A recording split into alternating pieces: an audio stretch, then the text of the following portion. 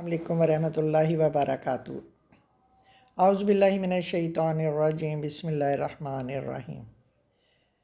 فرشتوں کی جانب سے حضرت مریم کو بشارت، پھر آنے والے نبی کی صفات، اس کی رسالت، اس کے معجزات اور کلمات کے تذکرے کے بعد اب اس قصے میں اچانک وہ منظر سامنے آتا ہے جب حضرت عیسیٰ علیہ السلام محسوس کرتے ہیں کہ بنی اسرائیل کفر اور انکار پر تل گئے ہیں۔ یہ لوگ تو مان کر دینے والے ہی نہیں ہیں۔ اب حضرت عیسیٰ علیہ السلام کی طرف سے اللہ کے دین کی تبلیغ اور اس کو قائم کرنے کے لیے ایک عام دعوت دی جاتی ہے، اور ایسے موقع پر آپ نے فرمایا، کون ہے دین کی دعوت اور اسلامی نظام کو قائم کرنے میں میری معاونت کرے گا؟ کون ہے جو میرے ساتھ اللہ تک پہنچنے کے سلسلے میں میری مدد کرے گا تاکہ میں اپنے فرائض اچھی طرح ادا کر سکوں؟ تو ان کے حواریوں نے جواب دیا۔ بائبل میں عام طور پر حواریوں کے بجائے شاگردوں کا لفظ استعمال ہوا ہے۔ یہاں اسلام نے حواریوں کا ذکر ان معنوں میں کیا ہے جن کا تعلق دین کی حقیقت سے ہے، اور انہوں نے اپنے اسلام پر حضرت عیسیٰ علیہ السلام کو گواہ بنایا اور اللہ کی مدد کے لیے تیار ہو گئے۔ یعنی اللہ کے رسول کی حمایت، دین اسلام کی جیت اور اسلامی نظام حیات کی نصرت کے لیے وہ تیار ہوئے، اور اس کے بعد وہ اپنے رب کی طرف متوجہ ہوتے ہیں، اور اس معاملے میں براہ راست اللہ سے بھی اپنا رابطہ قائم کرتے ہیں کہ وہ اس معاملے کے لیے تیار ہو گئے ہیں، اس لیے آپ بھی اس بات کے گواہ رہیں۔ یہ جو انہوں نے براہ راست اللہ میاں کی طرف توجہ کی اور اللہ کے ساتھ بھی یہ وعدہ کیا، اس میں ایک اہم نقطہ پوشیدہ ہے۔ جب مومن کا عہد وعدہ صرف اللہ کے ساتھ ہوتا ہے، جب کوئی رسول کسی پیغام کو اہل ایمان تک پہنچا دیتا ہے تو پھر اس کی ڈیوٹی ختم ہو جاتی ہے، اور اب مومن کی بیعت اللہ کے ساتھ قائم ہو جاتی ہے۔ اگر رسول اس دنیا سے چلا بھی جائے تب بھی یہ فریضہ اور ذمہ داری مومن کو نبھانی پڑتی ہے۔ اس میں اللہ تعالیٰ نے انسان کو ارادہ اور اختیار کی پوری آزادی دی ہے۔ اس میں وہ انسان کو کفر یا ایمان، بغاوت، انکار یا اطاعت یا فرما برداری میں سے کسی ایک راہ کے اختیار کرنے پر اپنی خدائی طاقت سے مجبور نہیں کرتا، زور زبردستی نہیں کرتا۔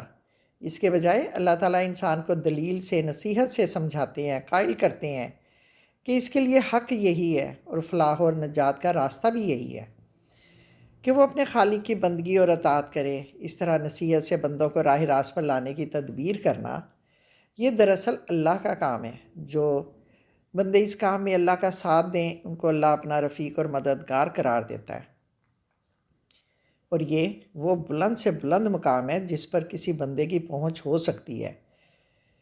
یہاں حواریوں کے کلام میں ایک جملہ ہے، آپ ہمارے نام گواہی دینے والوں میں لکھ دیں۔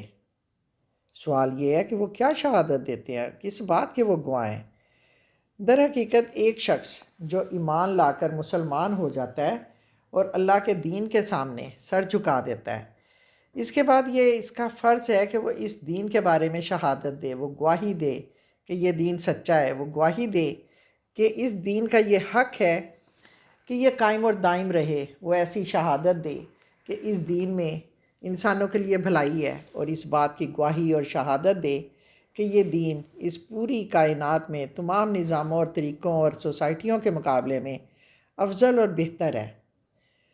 ظاہر ہے کہ کوئی یہ شہادت اس وقت تک نہیں دے سکتا جب تک وہ اپنے نفس، اپنے اخلاق اور اپنی پوری زندگی کو اس دین کی جیتی جاگتی تصویر نہیں بنا لیتا، مکمل طور پر اسے اختیار نہیں کر لیتا۔ اسی لیے حواریوں نے دعا کی کہ یا اللہ تو ہمیں توفیق دے کہ ہماری زندگی دین کا زندہ نمونہ بن جائے اور ہم دین کے لیے گواہی دیں۔ بنی اسرائیل صدیوں سے نافرمانیاں کر رہے تھے، یہ ہم پہلے بھی پڑھ چکے ہیں۔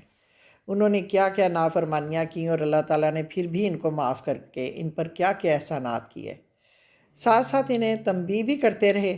اس کے باوجود وہ قوم بگڑتی ہی چلی جا رہی تھی، حتیٰ کہ کئی انبیاء کو قتل کر چکے تھے۔ ہر اس نیک بندے کے خون کے پیاسے ہو جاتے تھے جو نیکی اور سیدھے راستے کی طرف انہیں دعوت دیتا تھا۔ انہوں نے اپنے رسول حضرت عیسیٰ علیہ السلام کے ساتھ بھی بہت بڑی مکاری کی، جس طرح اناجیل میں لکھا ہے کہ انہوں نے حضرت مریم علیہ السلام پر الزام لگایا کہ اس نے اپنے منگیتر یوسف نجار کے ساتھ تعلقات قائم کیے تھے، حالانکہ وہ پاک دامن تھیں اور ابھی یوسف کے ساتھ تو ان کی شادی بھی نہیں ہوئی تھی۔ انہوں نے حضرت عیسیٰ علیہ السلام پر جھوٹ بولنے کا الزام لگایا۔ پہلے انہوں نے شخص اور اس کے بعد انہوں نے رومی حکمران بیلتس کے پاس ان کے خلاف شکایات کیں اور کہا کہ وہ لوگوں کو رومی حکومت کے خلاف بغاوت پر ابھارتا ہے، یہ گمراہ ہو گیا ہے، لوگوں کے عقائد خراب کر رہا ہے۔ چنانچہ رومی حکمران نے انہیں گرفتار کر کے لوگوں کو حکم دیا کہ وہ خود اسے جو سزا دینا چاہیں دے دیں۔ اللہ تعالیٰ نے انہیں آخری موقع دیا تھا کہ حضرت عیسیٰ علیہ السلام اور حضرت یحییٰ علیہ السلام جیسے جلیل القدر پیغمبروں کو ایک ساتھ بھیجا تھا، اور ان کے ساتھ ساتھ اللہ کے حکم سے ایسی ایسی نشانیاں تھیں کہ ان کا انکار صرف وہی لوگ کر سکتے تھے جو حق و صداقت سے انتہا درجے کا بیان رکھتے ہوں۔ مگر بنی اسرائیل نے اس آخری موقع کو بھی ہاتھ سے کھو دیا۔ انہوں نے صرف یہی نہیں کیا کہ ان پیغمبروں کی دعوت رد کر دی، اس کا انکار کر دیا، بلکہ حضرت یحییٰ علیہ السلام کا سر ان کے ایک رئیس نے ایک رقاصہ کی فرمائش پر اعلان ان کا سر قلم کرایا۔ انہوں نے سازش کر کے حضرت عیسیٰ علیہ السلام کو رومی سلطنت سے سزائے موت دلوانے کی کوشش کی۔ اس کے بعد بنی اسرائیل کو سمجھانا بالکل فضول تھا، اس لیے اللہ تعالیٰ نے اپنے پیغمبر کو واپس بلا لیا اور قیامت تک کے لیے بنی اسرائیل پر زندگی ذلت کا فیصلہ لکھ دیا۔ حقیقت میں اللہ کی تدبیر اور یہودیوں کی تدبیر میں فرق ہے۔ یہودیوں کی تدبیر مکر ہے، اللہ کا اس مکر کا جواب دینا تدبیر ہے۔ اللہ نے یہاں مکر کا لفظ اپنے لیے استعمال کیا ہے، اس لیے کہ ان کا مقابلہ اللہ سے کیسے ہو سکتا ہے؟ وہ کہاں اور اللہ کہاں؟ ان کا مکر کیا اور اس کے مقابلے میں اللہ کی تدبیر، دونوں میں کیا مقابلہ ہے؟ وہ حضرت عیسیٰ علیہ السلام کو قتل کرنا یا سولی پر چڑھانا چاہتے تھے، لیکن اللہ نے انہیں صحیح سلامت اپنے ہاں بلا لیا۔ جس طرح اللہ نے چاہا ایسا ہی ہوا، اور اللہ نے مکاروں کے مکر کے بخیے ادھیڑ دیے۔ آپ کی وفات کیسے ہوئی تھی، آپ کا آسمانوں پر اٹھایا جانا کیسے ہوا تھا، یہ سب غیبی امور ہیں، اور یہ متشابہات میں داخل ہیں جن کے بارے میں صرف اللہ جانتا ہے۔ اس کے بارے میں بحث کرنے سے کوئی فائدہ نہیں ہے۔ یہاں یہ بتانے کی کوشش کی گئی ہے کہ حضرت عیسیٰ علیہ السلام ایک انسان تھے، جیسے اللہ تعالیٰ نے اپنی مصلحتوں کے تحت مناسب سمجھا کہ غیر معمولی صورت سے انہیں پیدا کریں اور اسے ایسے معجزے عطا کیے جو نبوت کی واضح نشانیاں تھیں، اور پھر حق کے نہ ماننے والوں کو اسے سلے پر چڑھانے نہ دیں بلکہ ان کو اپنے پاس اٹھا لیں۔ مالک کو اختیار ہے اپنے جس بندے کو جس طرح چاہے استعمال کرے۔ اب صرف ان باتوں کو دیکھ کر یہ نتیجہ نکال لینا کہ وہ خود مالک ہے یا مالک کا بیٹا ہے یا پھر اللہ کی ملکیت میں اس کا شریک ہے، تو یہ غلط ہے۔ حضرت عیسیٰ علیہ السلام بھی ایسی چیز کی دعوت دینے آئے تھے جو حضور پاک صلی اللہ علیہ وسلم دعوت دے رہے تھے۔ دونوں کی دعوت یا مشن میں بال برابر بھی فرق نہیں تھا۔ اللہ تعالیٰ نے ان کے ماننے والوں کو یہ عزت دی کہ جو لوگ ان کے ماننے والے ہیں وہ قیامت تک ان لوگوں سے برتر رہیں گے جنہوں نے انکار کیا تھا۔ اب آگے اس بات کا فیصلہ کر دیا گیا ہے کہ ہر کسی کو اس کے کیے کی جزا ملے گی، اور اس قدر انصاف ہوگا کہ بال برابر بھی بے انصافی نہیں ہوگی، کیونکہ اللہ کی طرف لوٹنا اٹل ہے، اس سے کوئی چھٹکارا نہیں۔ ان لوگوں کے درمیان جو اختلافات ہیں، ان کے درمیان ایک دن فیصلہ اللہ نے ہی کرنا ہے، اسے بھاگنے کا کوئی راستہ نہیں ہے، اور دنیا اور آخرت میں اہل کفر کے لیے عذاب طے ہو چکا ہے، کوئی نہیں ہے جو اسے روک سکے۔ اور جن لوگوں نے ایمان قبول کیا اور اس کے بعد نیک کام کیے، انہیں پورا پورا اجر ملے گا، اس میں کوئی کمی بیشی ممکن ہی نہیں، اور اللہ کبھی کسی پر ظلم نہیں کرے گا، اور وہ کیسے کرے گا جبکہ وہ خود ظالموں کو پسند نہیں کرتا۔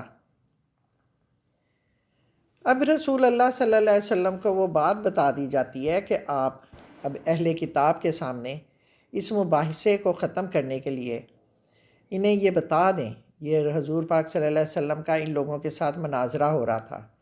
کہا جا رہا ہے کہ یہ بات ایک فیصلہ کن بات ہے، اس میں وہ حقیقت بھی آ جاتی ہے جسے لے کر آپ آئے ہیں، جس کی طرف آپ دعوت دیتے ہیں۔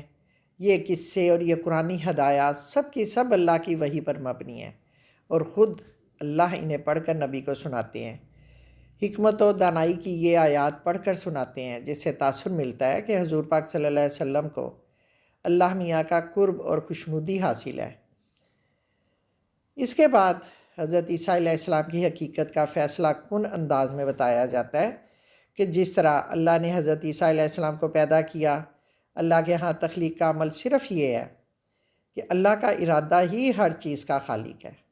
حضرت عیسیٰ علیہ السلام کی پیدائش اس اعتبار سے کہ وہ ایک عام انسان کی پیدائش سے ہٹ کر ہے، ضرور حیرت انگیز ہے، لیکن اگر اسے حضرت آدم علیہ السلام کی تخلیق کے حوالے سے دیکھا جائے تو اس میں کوئی انوکھی چیز نظر نہیں آتی۔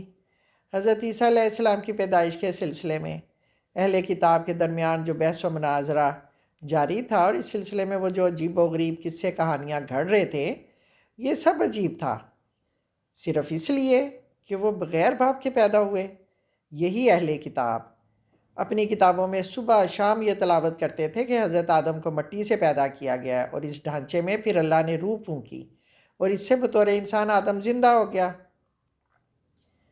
حضرت آدم علیہ السلام تو بغیر ماں باپ کے پیدا کیے گئے تھے، ان کے بارے میں تو وہ اس طرح کے قصے کہانیاں نہیں گھڑتے تھے اور نہ ہی کوئی بحث و مباحثہ کرتے تھے۔ تو پھر اللہ تعالیٰ نے کن کہا، اور جو اللہ تعالیٰ نے پیدا کرنے کا ارادہ کیا تھا وہ فیکون ہو گیا۔ یہ حقیقت بہت ہی سادہ ہے۔ حضرت آدم علیہ السلام کی حقیقت بھی یہی ہے، بلکہ تمام مخلوق کی حقیقت یہی ہے، بس یہی حقیقت ہے۔ تعجب تو ان لوگوں پر ہے کہ ان واقعات کے بارے میں وہ پھر بھی بحث و مباحثہ کیوں کرتے رہے، حالانکہ یہ واقعہ اللہ کی سنت کبریٰ کے مطابق تھا، اور جو اس پوری کائنات میں جاری و ساری ہے، یعنی تخلیق کرنا اور پھر دوبارہ اٹھانا۔ اللہ تعالیٰ ہمیں اپنے دین پر چلنا ہم سب کے لیے آسان کر دے۔ آمین یا رب العالمین۔ فی امان اللہ۔